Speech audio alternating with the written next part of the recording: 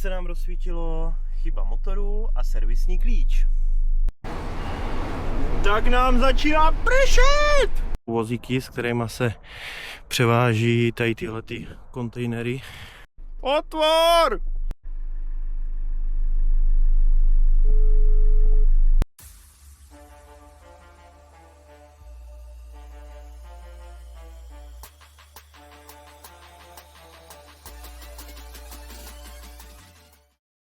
Tady kamarádi, vítám vás u nového videa a dneska je to video o tom, jak jsem 5. rokem tady v tomhletom autě. Takže ještě jednou čaute, jak jsem říkal v úvodu videa, dneska je to 5 let, co jsem nasedl tady do tohoto auta a jezdím tímto autem Renault Masterem. Takže dneska je to přesně 5 let, ano, na 1. dubna, což je apríl, přesně tak, přátelé.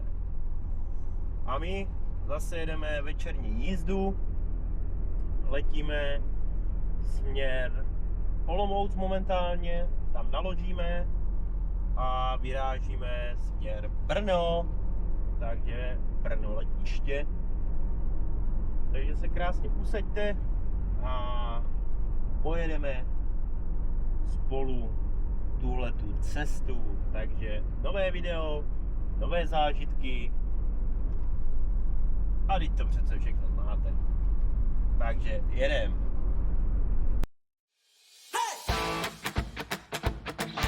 No, dorazili jsme na 3/4, jak bylo v plánu a bohužel všechno je zabraný. Teď se počkat, než vyložijou auto, najedem a budou nakládat nás. Nebo my se půjdeme naložit. No a máme tam nějakých asi 7 nebo 10 půlek, jakože palet, takže úplně krása. Takže dneska bude totálně nakrákaný autíčko, super. A teď, když jsem dojel na nakládku, tak se nám rozsvítilo chyba motoru a servisní klíč. A zase to hlásí nějaký hovna, zkontrolujte emisní systém. Takže to pak napíchneme na OBDčko, jestli to na dálnici nezmizí náhodou. A uvidíme, co nám to píše. Jo, to je zas kšeft! Auto totálně narvaný balíkama, ale totálně. Plus paletama, máme tam snad 10 000 balíků a 30 000 palet, takže úplně bombový. Auto leží až pomalý až, no, prostě úplně na doraz. Takže výborný, krásný to je, úplně super, pecka. Tak jsme se dostali na dálnici a jedem, no. Jedem plný kotel! Ať už tam budem! Dneska relativně brzký výjezd, tak jsem zvědavej, v kolik dojedeme na místo a hlavně, až to všechno vyložíme, v kolik odjedeme. To je to nejdůležitější, protože podle toho se pak odvíjí čas, kdy budeme doma samozřejmě. Teď zase máme mistr Vocasa, které zdržuje provoz tady v té karavele, nebo co to je. Upustí měře. A Ukrajinca, ten to tady drtí pod tlakem. Ten vždycky čeká, až ho dojedu ve 130. Pak ho chci začat předjíždět v levým a začne přidávat, ale teď už jede naštěstí do prdele.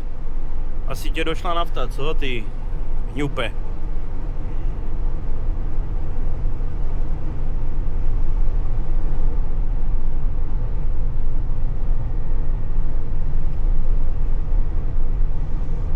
Takže my pokračujeme v bombách a míříme postupně Výškov Brno. Máme tady takové lehké opár, jakýsi kapičky aj na okně, tak nevím, jestli náhodou v Brně neprší.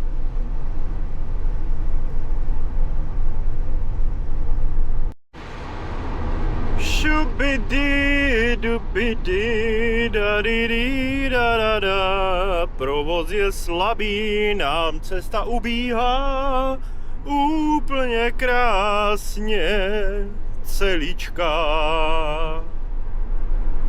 Musíme jet až na doraz, doufáme, že to tam dojede, jelikož svítí motorová chyba a my nevíme zatím, co s tím je. Tak, tohle to bylo moje pěvecké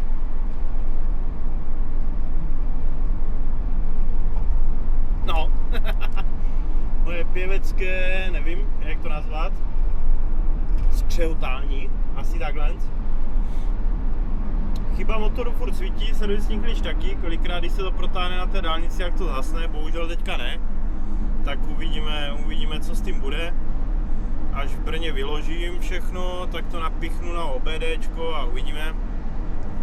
Bez tak to zase bude nějaká prkotina, protože tempomat funguje, většinou když je to nějaká chyba opravdu, tak nefunguje tempomat, takže uvidíme, co s tím bude. Snad to bude OK. Jinak letíme. Máme tady zamračeno, trošku nám pokapává. Ale my se deště nebojíme. Takže tak. Teďka tady vidím nějakou kuriozitku. Renault Scenic, nějaký starý. A má na kufru obrovskou 130. Takže by byl na tým s omezovačem jak my. Mrkneme na to. Je přesně tady jeden týpek před nama. A má tam tu 130 obrovskou, ale, co nám to tady bliká? U čeho jsme se nachomejtli? No, vypadalo, že to asi umřelo, to auto. Ajajajajaj. A ty jedeš nebo nejedeš? Asi nejede. No, my máme 130 omezovač, takže my rychleji nepojedem. To je ale krásná obloha. Sluníčko nám zapadá za kopce. Takže my vlastně jedeme zatím do sluníčka. To je krásný.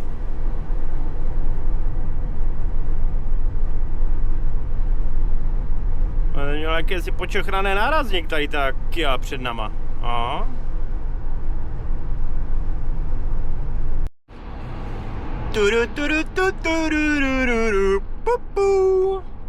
Takže přijíždíme do Brna na letiště Tuřany.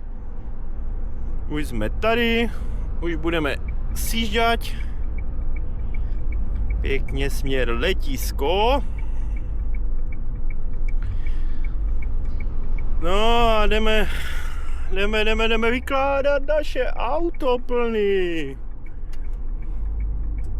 Já jsem nepodřadil, je blbec. Jaj. Jsem jak kdybych to řídil poprvňu. No.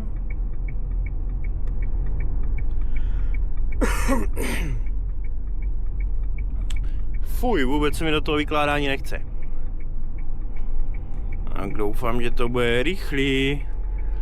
A co je horší? Horší je, když se nechce, než když člověk nemůže. Takže Brníčko, už jsme tady.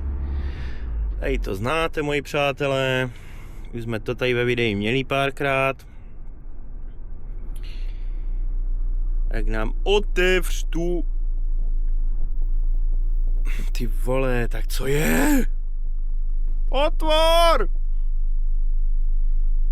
No, to jako fakt budu zvonit. Ty ještě mu říkám, jedu rovně. Puzně, ty vole. Jo.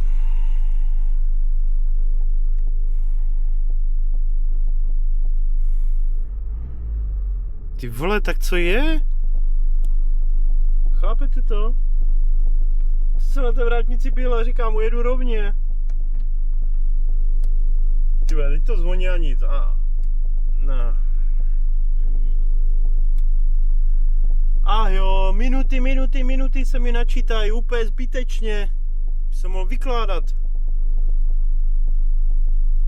Tyhle, tak přestalo to zvonit. A furt nic. Hej, tak co je? Ty vole. Tento díl po jménu Vrátnej mě nechce pustit na letiště, tyjo. Oh. Tyjo, fakt nic?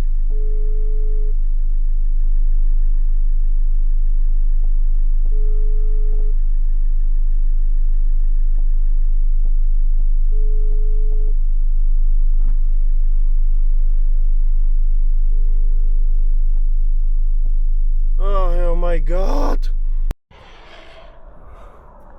No, myslím si, že by to někoho mohlo zajímat. Tady tohle jsou vozíky, s kterými se převáží tady tyhle ty kontejnery a převáží se vlastně do letadla. Tam vidíte DHL letadlo v plné kráse, velikostně. Takže tady do těch kontejnerů se nakládá těch 10 000 balíků, co jsem dovezl, a 30 000 palet. Teď jedeme vyložit ty krásné palety. A vypadá to tady asi takhle, no. Takže ještě tohle to musíme všechno složit. Takže razíme tady do té budovy.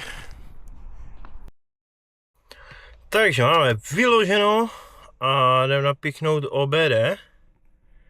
A teďka ten servisní klíč nesvítí. Kdyby se nám to jako zrušilo, ta chyba. Tyhle, žádná zpráva, fakt vám se to vyplo, to si děláte prdel. Jenom co nastavím, vole, OBDčko.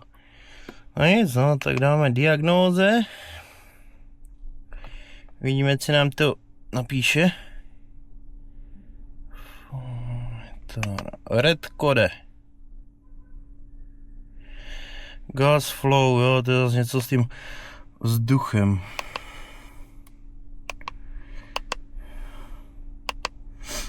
Nevím, co to je, to už tam bylo jednou, jak nám to hodilo chybu. Tak. Mělo by to být OK. Zkusíme to nakopnout.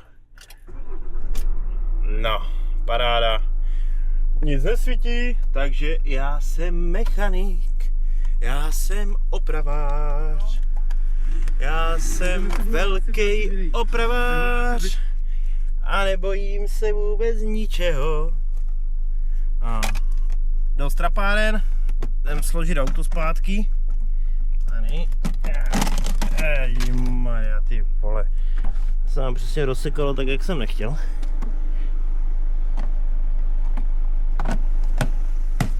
Tak. Náhradní nože. No. Máme nové rukavice, které si tady dáme zpátky. Šupididupidi. A jedeme pryč. Doufám, že security guy nás pěkně pustí. Ty, to je krásný před náma, dívejte se. Wow. Úplně romantický to je. Nádherný. Sakra, Vrátné si ze mě dělal srandu, protože jsem tě nechal pokouřit, že? Tam u té vrátnice. Říkám, no to teda jo, jsem byl nasraný jak svině. No sorry, já jsem se díval na kamery tady na auta, že mu tam co prováděli a že si mě nevšiml, no. Ty brďa, to je úplně nádherný za náma. Olala, bon appetita, škoda, že nejedeme tam tím směrem. My jsme měli úplně bombový záběry. No, škoda. Jinak my jsme teda složili 10 000 a 30 000 palet a balíků v Brně na letišti a už tady míříme zpět. Tady nějací turisti, nějací z letiště. Jojoj.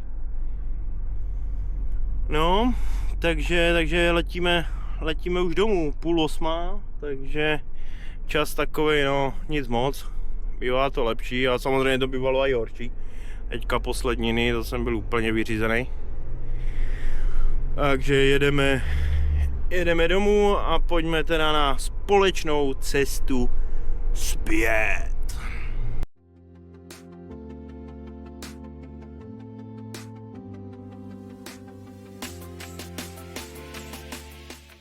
Tak nám začíná pršet! To není možný. Nemám rád deštivé počasí a ještě na dálnici. Nejhorší kombinace. A řekl bych, že je to asi jenom nějakou přeháňkou, no. Teďka jsme u Rousínova a letíme směr domů. Takže vám moc děkuju, že jste sledovali mé video. Dejte určitě like, odběr a zvoneček, ať vám neuteče žádný další video. A já se budu těšit na další video s vámi. Takže se mějte hezky